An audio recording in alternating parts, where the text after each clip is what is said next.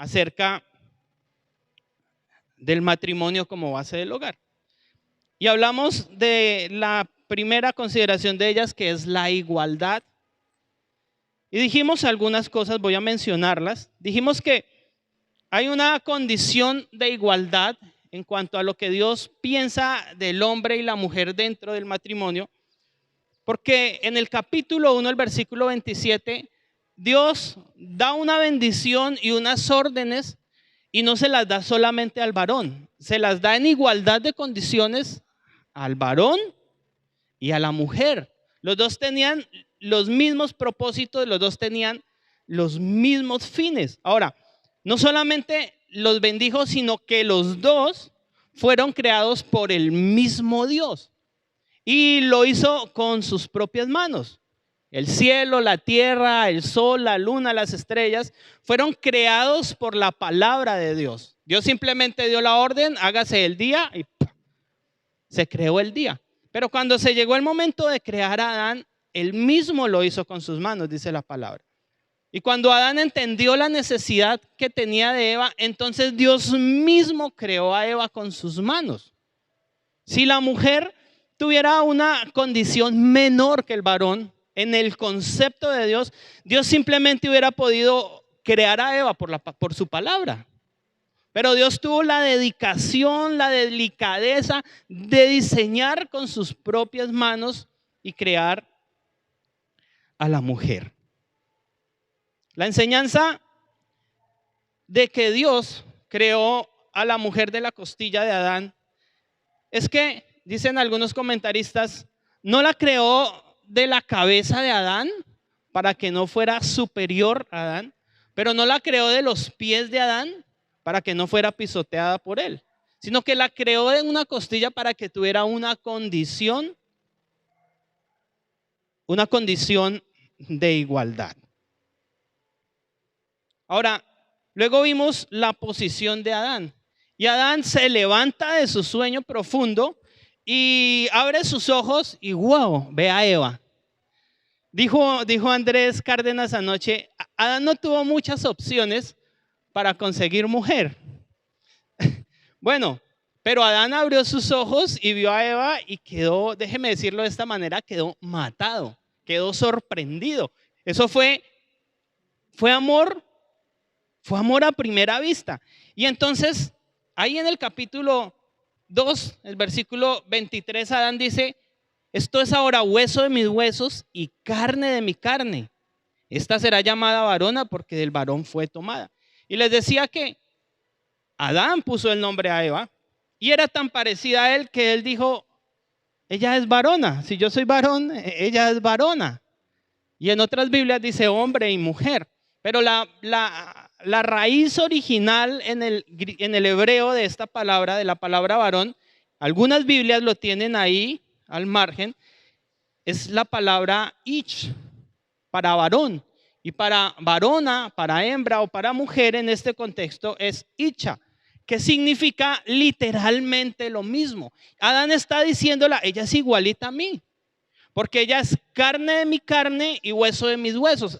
Cuando dice carne de mi carne y hueso de mis huesos, dijimos, ella es en el sentido físico igual a mí, pero en su esencia, eso significa huesos, en su esencia es idéntica a mí. Por eso dijo Adán, ella es carne de mi carne y hueso de mis huesos. Y da a Adán también una condición de igualdad a Eva. Hoy vamos a ver la condición de unidad en la pareja matrimonial. Versículo 23. Dice, leámoslo nuevamente, esto es ahora hueso de mis huesos y carne de mi carne, esta será llamada varona porque del varón fue tomada. La creación de igualdad, Dios para Eva y para Adán la hizo en un sentido físico, en un sentido espiritual y en un sentido intelectual. Y ya más adelantico vamos a explicar cada uno de ellos. Pero esta condición se encuentra únicamente, la condición de igualdad en los tres sentidos, se encuentra únicamente dentro del contexto matrimonial. Cuando Dios crea a Adán Y Adán luego a Eva, perdón, y luego Adán despierta, ya están casados. Esa fue la ceremonia civil y religiosa que Dios hizo para con Adán y con Eva. Ya, bueno, Adán y Eva ni siquiera se conocieron antes, no tuvieron noviazgo ni nada de eso. Se casaron de una vez, Dios los casó de una vez. Y Eva fue creada ya siendo la esposa de Adán. Y como esposa de Adán tenía una condición de unidad en el sentido espiritual, físico e intelectual. Y para que haya esta unidad, entonces tiene que haber obligatoriamente un matrimonio. Mire este pasaje, perdón, que está en Mateo capítulo 19.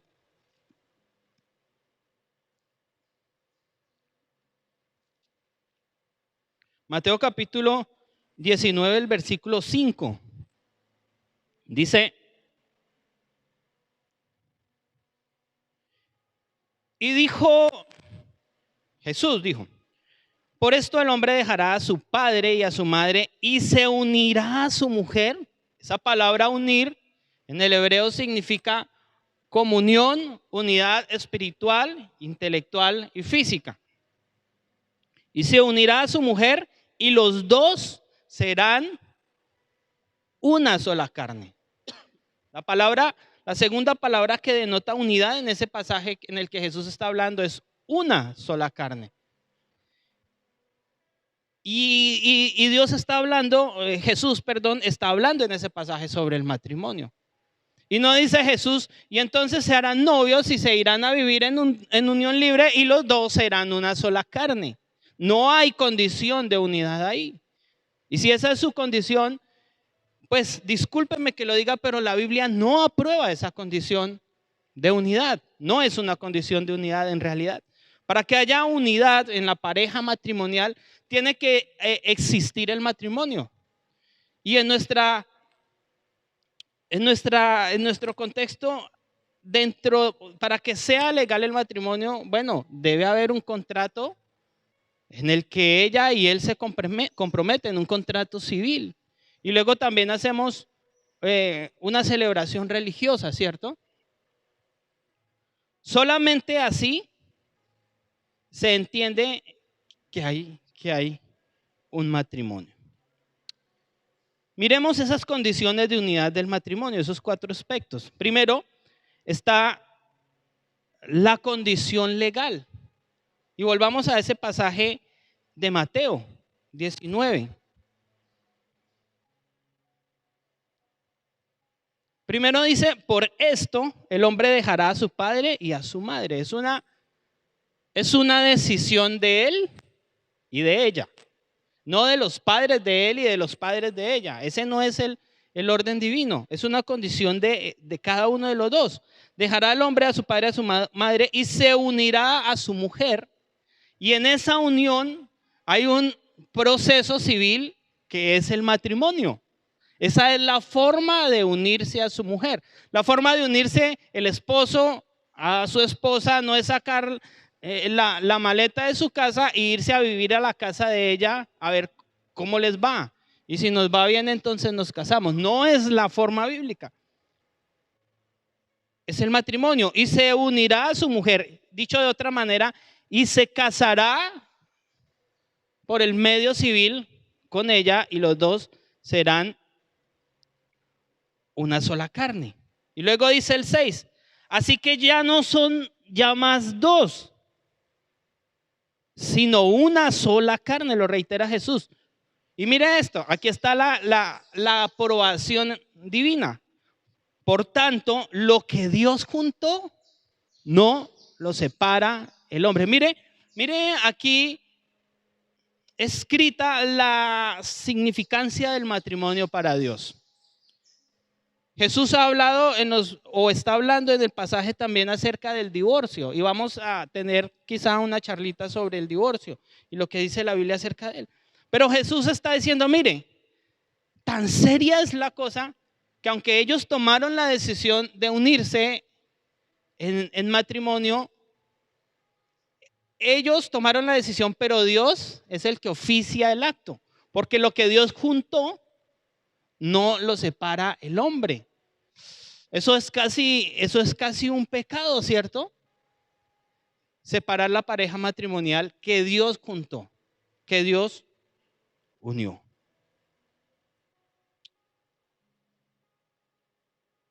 La condición o la unidad en el sentido carnal. Miremos Génesis 1:28. Dice, Génesis 1:28. Dice, y los bendijo Dios y les dijo, fructificad, multiplicaos, llenad la tierra. Hay 3 órdenes que Dios da a Adán y a Eva. Y le dice, ustedes se van a casar y van a tener una unidad. Yo los voy a unir.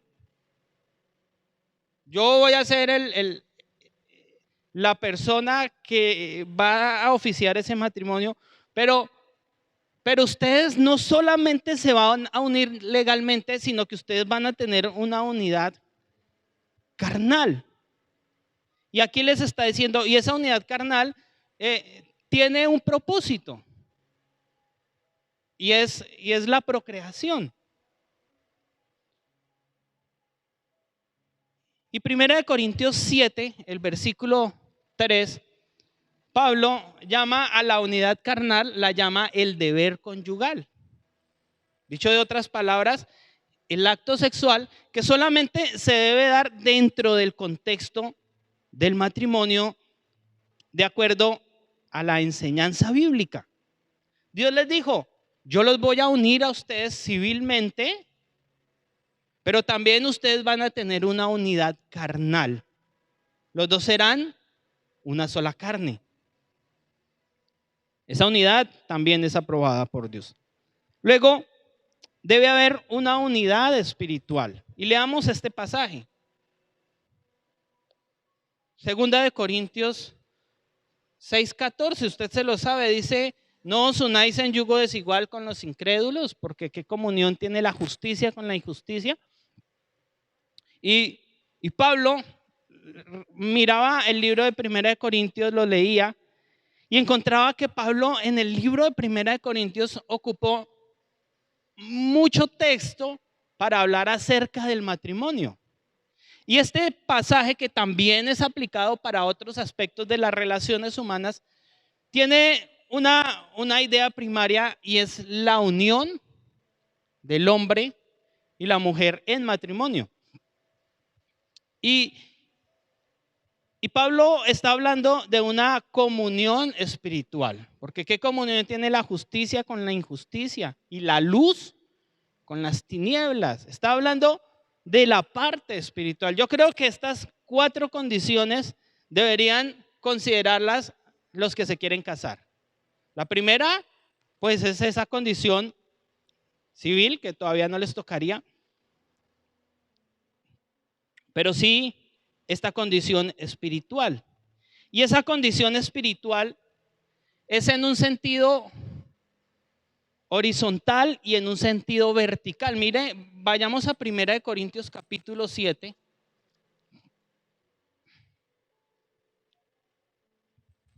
Primera de Corintios capítulo 7, el versículo 5. Mire lo que dice. Dice, no os neguéis el uno al otro. Esa es la unidad carnal. Y hay una única excepción. A no ser por algún tiempo de mutuo consentimiento, eso es unidad. Está hablando de una pareja matrimonial que están llegando a un acuerdo. Y aquí es el acuerdo. Para ocuparos sosegadamente en la oración y volver a juntaros el uno al otro, para que no os tiente Satanás a causa de vuestra incontinencia. Aquí hay un negocio que está haciendo un matrimonio. Y está diciendo, bueno, vamos a tomarnos un tiempo espiritual. Y Pablo recomienda que no sea muy largo para evitar la tentación. Y esa comunión es entre ellos, pero también para con Dios. Debe haber en el matrimonio una condición de comunión espiritual, de unidad espiritual. Qué difícil es para la hermanita que tiene al Señor en su corazón y se congrega y viene a todos los cultos, pero cuando ella sale de su casa para el culto, él sale de su casa para ir a tomar con sus amigos. Ahí no hay una condición de unidad espiritual, ¿cierto? Y bueno, a algunos o a algunas les tocó así porque conocieron a Cristo ya después de haberse casado. Pero otros son tan faltos de entendimiento en cuanto a la voluntad de Dios que se unen en yugo desigual con los incrédulos y luego entonces el matrimonio es un fracaso. Porque aunque conocen la palabra, aunque conocen la Biblia, no obedecieron a la palabra y no se dieron cuenta que para que haya un matrimonio conforme a las condiciones divinas debe haber una condición de unidad espiritual. Y número 4, la condición de unidad intelectual, es decir, tener la misma forma de pensar. Y no quiero decir con esto que tengan los mismos pensamientos, que piensen igual, sino que tengan la misma forma de pensar. No pueden dos personas pensar exactamente igual, tener las mismas ideas, pero sí pueden tener la misma forma de pensar. Romanos 12 dice que nuestro entendimiento sea renovado, es decir, que pensemos de una forma diferente, conforme lo enseña la palabra de Cristo. Y mire este pasaje en 1 de Pedro capítulo 3, en cuanto a la forma de pensar. 1 de Pedro capítulo 3, el versículo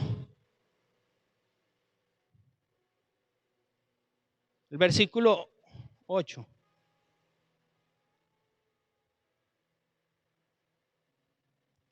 El capítulo 3 de 1 de Pedro, Pedro está hablando sobre el matrimonio. Usted puede leerlo desde el versículo 1. De hecho, el título que tiene ahí son deberes conyugales. Y cuando llega al versículo 8 dice, finalmente, concluyo con esto, sean todos de un mismo sentir, tengan la misma forma de pensar, tengan las mismas inclinaciones intelectuales, compasivos, amándonos fraternalmente, misericordiosos y amigables. Sean todos de un mismo sentir. Acaba de hablar al matrimonio y Pablo le dice, hermanitos, ustedes que conocieron a Cristo y ya se habían casado, o ustedes que se van a casar, mire, tengan presente que si se va a casar, esa persona y usted deben tener la misma forma de pensar. Mire, los dos pueden ser cristianos. Puede suceder que los dos sean cristianos, pero a veces hay uno más comprometido que otro. Y entonces ella se para el domingo temprano porque le toca dar la clase en la escuela bíblica y se levanta temprano y se alista y el esposo le dice, no se levante todavía, quédese otro ratico, no vaya hoy, amor, pero me toca dar la clase a los niños. Él le dice, sí, pero usted da clases cada 8 días y mire, hoy me puedo quedar acá, quedémonos los dos en la cama y miremos el culto por televisión. Hay una forma diferente de pensar ahí. Mientras ella se ha levantado, se ha vestido, se ha arreglado, está lista para venir a la iglesia a servir al Señor, él no. Aunque él se congregue, aunque venga a la iglesia. Hay una forma diferente de pensar ahí. Y entonces, créame que, bueno, las mujeres de pronto son un poco más sabias. Ella no va a querer pelear con él y dice, bueno, amor. Si es un poquito más radical, dice, no, yo me voy para la iglesia. Pero le aseguro que eso le va a generar un problema. Si los dos fueran de un mismo sentir, quizá el que se levante sea el primero y le diga, amor, levántese. Ay, sí, venga, alistémonos que nos vamos para el culto y nos vamos los dos y llegamos los dos y mientras ella está en la escuela bíblica, él está, no sé, en los sugieres, en otra cosa sirviendo al Señor. Y en ese sentido entonces tienen la misma forma de pensar. Hay unidad intelectual allí, son del mismo sentir. Mire, 1 Corintios 2:16 dice que nosotros tenemos la mente de Cristo. Si tenemos la mente de Cristo, créame que Adán y Eva tenían la mente de Cristo porque eran creados a imagen y semejanza de Dios. Pensaban como Dios. Fueron tentados y naturalmente Dios creó esa parte de la debilidad en el corazón de ellos, pero en su fase inicial pensaban como Dios, lejos del pecado, en obediencia a lo que Dios les decía que tenían que hacer. Tenían una unidad en su forma de pensar. Mire, el matrimonio sin unidad, o la unidad sin matrimonio mejor, la Biblia lo llama fornicación o adulterio. Y cuando hay fornicación o adulterio en la unión de dos personas, en una unión libre, digámoslo de esa forma, bueno, no hay unidad espiritual. Porque naturalmente la manifestación de la gloria de Dios y del Espíritu de Dios no está en medio del pecado.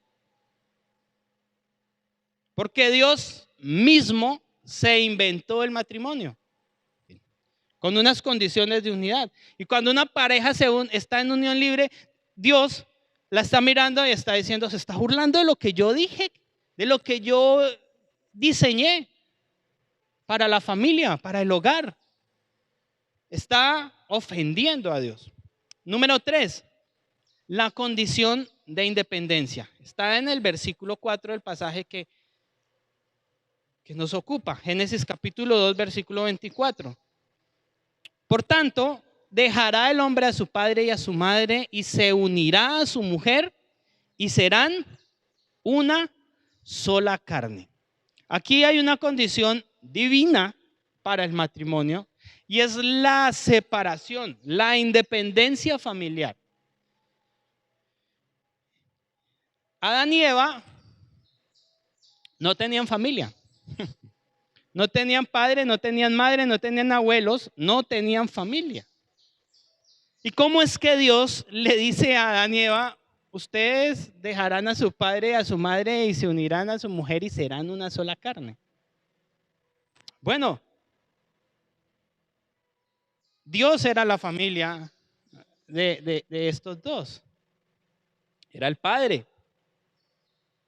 Y sin embargo, había una condición de independencia en Adán y Eva porque permanentemente no estaban ellos con Dios. La presencia de Dios venía en ciertos momentos al huerto del Edén. Cuando Adán y Eva pecaron, Dios no estaba presente de forma literal allí. Así que Dios supo respetar esa condición de intimidad, esa condición de independencia para con Adán y con Eva. Yo no sé si a usted no le parece fabuloso eso, esa condición de respeto de Dios mismo por su creación y por el matrimonio. Y esa independencia, en primer lugar, implica dejar al padre o a la madre. Dios, y Jesús lo reitera en el Nuevo Testamento, está diciendo, mire, cuando usted se case, mijito, mijita, cuando usted se case, váyase de su casa. Si usted se va a casar y no tiene cómo ir a pagar un arriendo o no tiene una casa para ir a vivir, pues mejor no se case. Porque si usted se va a casar para llevársela a ella o a él a vivir con sus papás, eso va a ser un caos. Eso va a generar muchos problemas. Por eso Dios dice, váyanse de la casa. Dejará a su padre y a su madre. Mire, la palabra dejar viene del griego asap, que significa salir de algo. Y ese algo lo explica el diccionario bíblico como un objeto físico, como esta botella, esto es algo. Y cuando pensamos en una persona como algo, es ofensivo, ¿cierto? Aquí está diciendo usted, tiene que pensar, tener ese pensamiento, pensar que ellos ahora ya son algo. Y no estoy diciendo con eso que no los honre y que no viva en comunión con ellos. Dice abandonar algo, dice, tiene el matiz de dejar también a alguien plantado. Es como usted tiene una cita muy importante y sencillamente ese día de la cita no va. Se queda sentado viendo televisión. Esa persona se quedó plantado. Y ese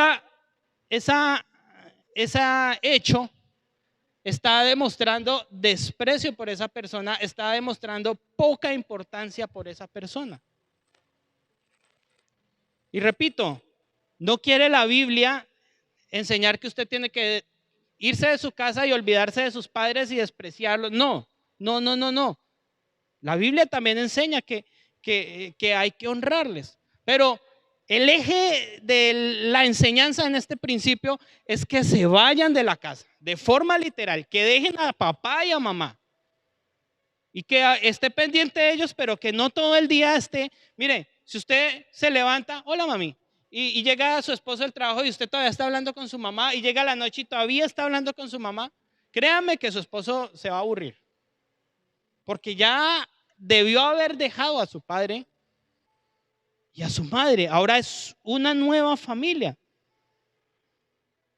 Es la construcción de un nuevo hogar. Así se lo inventó Dios. Y es lo que la Biblia dice. Dejar al padre y a la madre tiene algunas implicaciones. Miren, la primera es renunciar a algunas costumbres y pensamientos naturales del hogar. Cuando nos casamos, ella y yo llegamos al matrimonio con unas costumbres y unos pensamientos diferentes. Ojo, no una forma de pensar diferente, sino unos pensamientos diferentes. Un día estaba yo ahí diciéndole a mi esposa sí y ella diciéndome a mí sí. Y aunque algunos dicen, uy, es que el matrimonio es una cosa durísima y que yo no sé qué. Bueno, a nosotros no nos ha parecido tan duro. Tratamos de ser muy sinceros en el tiempo del noviazgo. Sin embargo, ella llegó con unas formas diferentes a las mías de pensar. Sus padres en su hogar la formaron de una forma diferente a la mía. Y aunque también lo hicieron con disciplina, fueron disciplinas diferentes a las que aplicaron conmigo. Y entonces nos tocó llegar a acuerdos y a decir, mire, esto sí, esto es de su casa y yo no lo hacía en mi casa, pero es bueno. Enséñenme. O viceversa. O no pensemos más de esa manera. No pienses más de esa manera porque no es la manera correcta. Porque la Biblia dice que no pienses así, amor. Sí, bueno. Y estamos construyendo un nuevo hogar. Estamos construyendo una nueva familia. Dejar a padre y madre es renunciar a algunas costumbres y pensamientos. Quiero contarles una anécdota con el permiso de mi esposa que está por ahí. Nosotros aquí en la familia del pastor somos muy arroceros, nos encanta el arroz.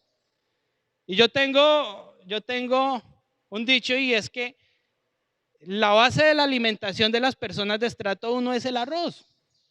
Usted le pone un huevo al arroz y salió, le pone una ensalada al arroz y salió, le pone una papa al arroz y almorzó. Pedazo de carne frita y almorzó. Es mi consideración, porque algunos, de hecho aquí en Mariquita la gente casi no le gusta el arroz. Y cuando me casé, a mi esposa no le gusta el arroz. Vaya problema. Y detesto el arroz mojado. El arroz no me gusta que el arroz esté sequito y que ojalá quede pega en la olla. O sea que no me gustan las ollas arroceras. Porque toda la vida mi mamá hizo arroz seco y tenía una olla especial para el arroz y siempre había pega en la olla y nosotros nos peleábamos por la olla. Hasta el día de hoy, nosotros llegamos directamente a la olla del arroz a raspar a ver qué quedó. Y entonces mi esposa sabía eso, mi esposa sabía lo significativo que era el buen arroz para mí. Y a veces íbamos a comer a un restaurante o algo y yo veía ese arroz y decía, uy, qué arroz tan feo. Y ella miraba como asustada. Así que se casó conmigo con un cierto temor de qué iba a pasar con el arroz.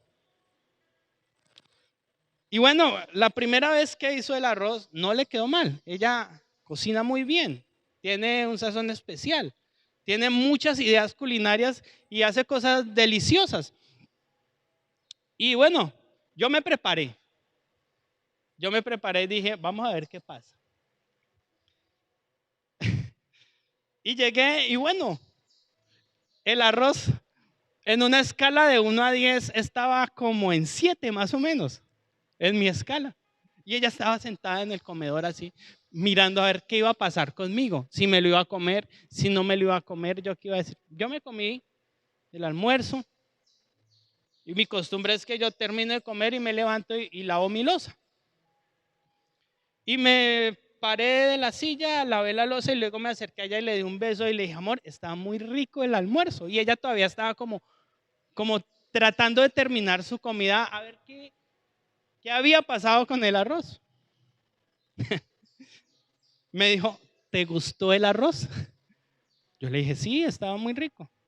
Me dijo, pues no me quedó como el de su mamá, pero yo voy a aprender. Entonces un día cociné yo, me tocó a mí. Y yo hice el arroz como el de mi mamá porque aprendí de ella. Entonces cuando yo estaba cocinando, ella llegó y me dijo, ¿ya vas a hacer el arroz? Yo le dije, no, voy a terminar esto acá y hago el arroz. Cuando vayas a hacer el arroz, me llamas. Yo, bueno, entonces llegué. Amor, ya voy a hacer el arroz. Llegó y se sentó ahí al lado mío y empezó a mirar cuánto aceite le echaba, cuánta agua le echaba. Un día mi papá me enseñó que para que el arroz quedara seco, hay fórmulas, no tantos pocillos de arroz, tantos pocillos de agua, tanto yo no sé qué. Él me dijo, mire, usted no se complique la cabeza. La cantidad de arroz que sea, usted haga que el agua pase medio centímetro por encima del arroz. Y ese arroz le queda seco, le queda como el de su mamá. Eso a mí no se me olvidó. No se me olvidó. Entonces estábamos haciendo el arroz y yo le dije, amor, mira, la clave para que el arroz quede seco es esta. Se la traspasé ahí por tradición oral. Y claro, le empezó a quedar más seco el arroz. Pero entonces luego yo llegaba a veces y ella estaba haciendo el arroz y me decía, amor, revisa el arroz. Y yo, no, ahí está quedando bien. Esa es la forma en que tú lo haces. Yo me lo como así, no hay ningún problema. No, revísalo, destápalo y mira si me está quedando bien. Y entonces, aunque veníamos de nuestros hogares con formas diferentes de vida, empezamos a construir un nuevo hogar, a desechar aquellas costumbres y pensamientos del hogar que con las que quizá no nos iba a ir bien y a adoptar unas nuevas. Por tanto, dejará el hombre a su padre y a su madre, significa dejar muchos pensamientos y muchas costumbres en el hogar. El arroz que hace mi esposa es como el de mi mamá. Tiene 10. Número 2, tiene la implicación de adquirir nuevas responsabilidades. Cuando estamos en el hogar de los padres, no tenemos las mismas responsabilidades. Algunos, siendo hijos, nos tocó muy fácil. A mí me tocó muy fácil ser hijo. Mi responsabilidad como hijo era estudiar y obedecer las órdenes de mi papá, no más. Yo nunca tuve que trabajar, que pagar el arriendo, que pagar el gas, que la luz, no, nunca, jamás. Y cuando empecé a trabajar, nunca mi papá me dijo, usted tiene que dar de su sueldo un porcentaje. Usted va a dar el diezmo y luego me va a dar también el 10% a mí para la casa. No, jamás. Me tocó un papá demasiado bíblico. Entiende los principios bíblicos porque así debe ser. Y nunca sucedió. Y a veces uno quería dar algo y no se podía. Entonces tocaba convertirlo en un regalo para poder dar algo. Aún. Nosotros lo invitamos a almorzar y dicen no, o a comer y dicen no, ¿para qué se van a poner a gastar plata? Mejor, pero si nosotros venimos a almorzar acá o dejamos de venir, entonces él nos dice, ¿y por qué no ha vuelto, mijo? No tenemos condiciones de igualdad, ¿no?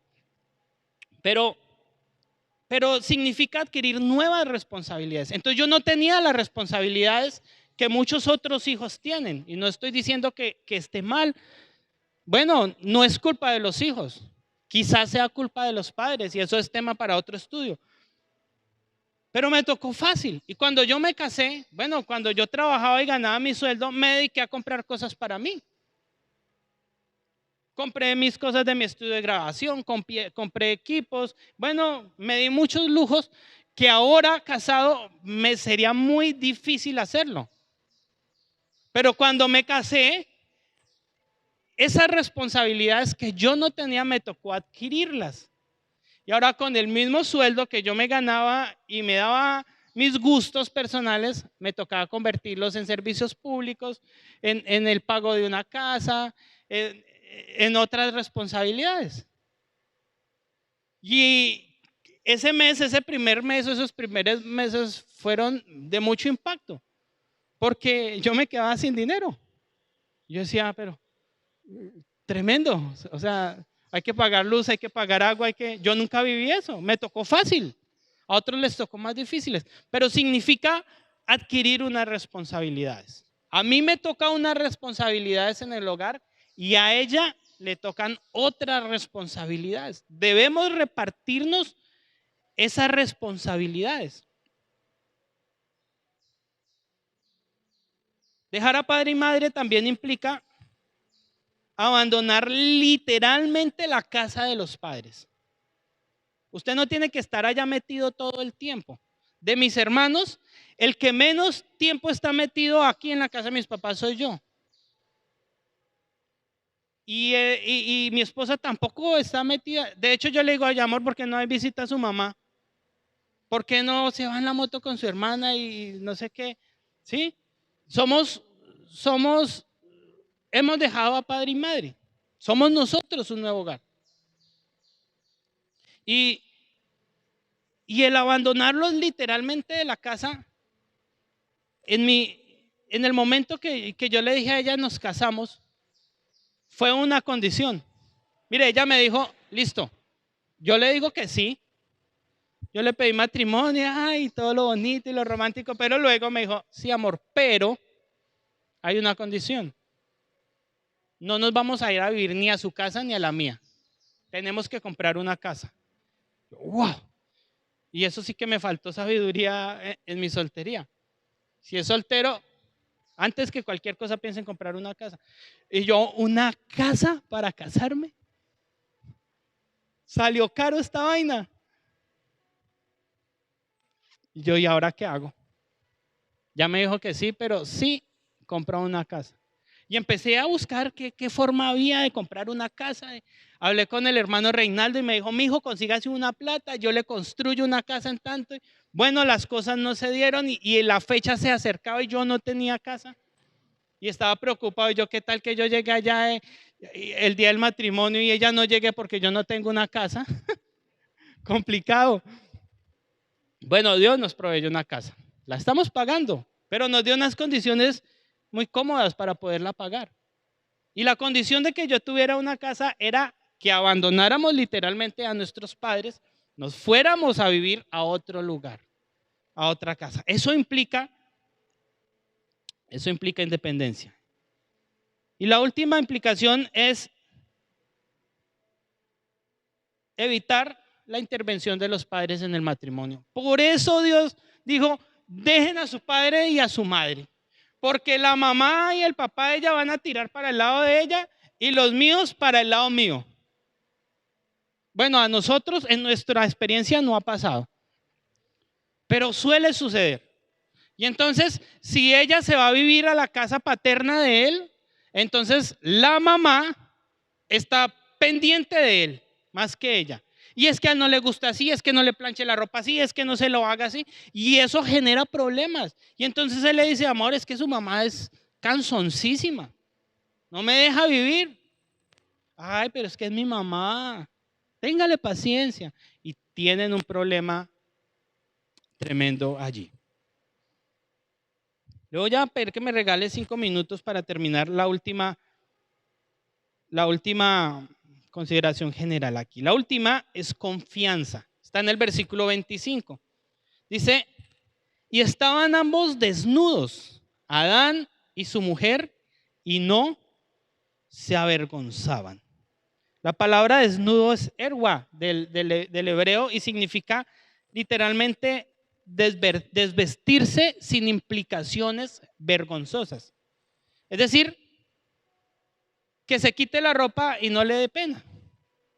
Si yo a alguno de ustedes en este momento le digo, hermano, hermana, quítese la ropa, ¿usted qué me va a decir? Usted está loco, ¿cómo se le ocurre? ¿Y la razón cuál es? Me da pena, me da vergüenza, ¿cierto? Bueno, y hay otras razones por las que no lo debemos hacer. Pero cuando está en su casa con su esposa, no hay vergüenza. La forma de pensar es diferente. Es otra forma de pensar. Eso significa desnudo. En este pasaje estaban ambos desnudos. La implicación de la desnudez, en primer lugar, tiene que ver con no tener una conciencia de pecado en cuanto al matrimonio. No tener una conciencia de pecado. Es decir, no esconderle nada. Nada. Yo no tengo que esconderle nada. Ella tiene que saber todo de mí. Y yo llego del trabajo y ella me pregunta, amor, ¿y cómo le fue? Y yo he aprendido a contar los detalles. Entonces le cuento los detalles. Ay, ¿cómo así? Y a veces me regaña y me dice, ay, sí, eso es por la recocha suya allá en el trabajo. Pero no le escondo nada. Mi teléfono celular tiene contraseña hace como 20 días. Yo no le tenía contraseña. Mi computador no tiene contraseña, nada. Precisamente por eso, porque yo puedo decirle a ella, tómelo, revíselo, léalo. Y hace 20 días me dijo, ay amor, ¿por qué no le pone contraseña a su teléfono? Yo le dije, ¿por qué? ¿Pero para qué? Dijo, es que si de pronto se le llega a perder o se lo llegan a robar, eso tiene un poquitico de seguridad. Póngasela. Yo le dije, pues si se la quiere poner, póngasela usted, tome. Pero póngale la misma de su teléfono, ella sí le tiene, pero yo la sé. Póngale la misma de su teléfono porque a mí los números se me olvidan. No hay nada que esconderle. Eso es no tener una conciencia de pecado. Es decir, yo no tengo nada de pecado en mí, yo no tengo nada que esconderle, estoy desnudo ante ella. Ella me conoce en realidad y yo puedo conocerla en realidad. Y yo puedo confiar en ella. Y esa confianza, esa ciega confianza, no es mi confianza, sino es la confianza que Dios pone en mí por el buen actuar de ella. ¿Sí? Y de igual manera, al contrario, mire, no escondían nada. Estaban ambos desnudos en el huerto del Edén. Caminaban por el huerto del Edén desnudos. El único que los veía era Dios. Nadie más. Pero como no tenían conciencia del pecado, no se avergonzaban. Para nada. La confianza en la pareja matrimonial tiene la obligación de no tener una conciencia de pecado, de que yo no tengo nada que esconder. No tengo deudas que esconder, no tengo relaciones incorrectas que esconder, no tengo prácticas incorrectas que esconder, nada. Soy transparente, estoy desnudo frente a ella. Y número 2, confianza significa tener un conocimiento total de la vida del otro. Cuando nos casamos, habían cosas de ella que yo no conocía. Pequeñeces. Y las pequeñeces en el matrimonio resultan siendo significativas, porque son parte de la vida de las personas. Pero habían cosas que yo no entendía. Y entonces dije, aquí tengo una tarea. Es necesario conocer esas pequeñeces. No sé, el color que le gusta, la comida que le gusta, la ropa que le gusta, cómo le gusta vestirse, a dónde le gusta ir, todo ese tipo de cosas. ¿Qué gustos tiene? ¿Qué sueños tiene? ¿Qué desea? Y mire, es tan importante esto porque si tenemos una condición de unidad, nuestros sueños van a ser los mismos. Y empecé a encontrar que ella soñaba cosas como las mías. Y entonces podemos orar por las mismas cosas, entre los dos. ¿Queremos esto, amor? Ay, sí, yo también. Ay, venga, oremos. Y nos conocemos en lo posible la vida de la otra persona. Y número 3, confianza significa tener una sinceridad plena en las situaciones de riesgo. Una sinceridad plena en las situaciones de riesgo. Son claves para un hogar de bendición. ¿Qué significa eso? Significa que si usted está en su trabajo y hay una mujer que le está pretendiendo y que quizá usted le ha empezado a llamar la atención, la fórmula es que usted vaya y le diga: amor, mire, me está pasando esto, ayúdeme. Necesitamos orar por eso. Este consejo no es mío, este consejo lo da el doctor Adrian Rogers. Y él cuenta una anécdota que me pareció tan bonita. Y él dice que un día estaba en su oficina, bueno, y ya llevaba un tiempo con su secretaria. Y había empezado a llamarle la atención la secretaria. Y estaba teniendo algunos problemas con su esposa. Y la secretaria le correspondía. Y entonces de pronto le hablaba de una manera bonita a ella y ella como que le correspondía. Pero pues, siendo la calidad de pastor que fue, dijo: yo no puedo caer en esto. Esto es un pecado. Entonces llamó a su esposa a la oficina y le dijo: necesito que vengas a la oficina porque necesito hablar contigo. Eso nunca sucedía. Así que la esposa llegó a la oficina afanada y como preocupada y le dijo: bueno, Adrián, ¿qué pasó? Le dijo: tengo algo que contarte.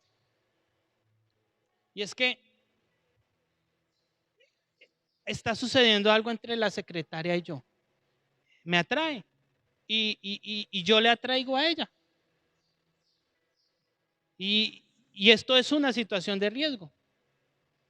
Y cuenta él que su esposa se paró y lo abrazó y empezó a orar por él y a pedirle al Señor que lo guardara de esa situación. Entonces terminaron la oración y ella le dijo: Adrián, yo voy a estar presente todos los días. Perdóneme por los problemas que hemos tenido. Y voy a estar presente para que usted no tenga que buscar a otra persona. Le voy a pedir que no eche la secretaria porque usted tiene que vencer esa tentación. Y cuenta el doctor Adrian Rogers y él dice: el día que yo le confesé a ella la situación que estaba pasando, esa atracción, la secretaria nunca se enteró, esa atracción y eso que estaba sucediendo fue cortado de forma literal. Cuando su esposa hizo esa oración y le pidió al Señor que lo guardara, fue cortado. Eso es una sinceridad plena en las situaciones de riesgo. Y cuando yo escuché ese mensaje de él, porque es de los predicadores que más admiro, me sorprendió. Y dije: si algún día me toca a mí, lo voy a hacer. Porque somos humanos. Dios no permita que suceda. Pero si algún día me toca, lo voy a hacer. Por mi matrimonio, por mi ministerio, por amor a Dios, bueno, por tantas cosas. Confianza es sinceridad en las situaciones de riesgo. Termino diciéndoles esto, hermanitos. El hogar es una idea de Dios. El matrimonio es una idea de Dios. No fue algo que se inventaron los hombres. Es una invención divina.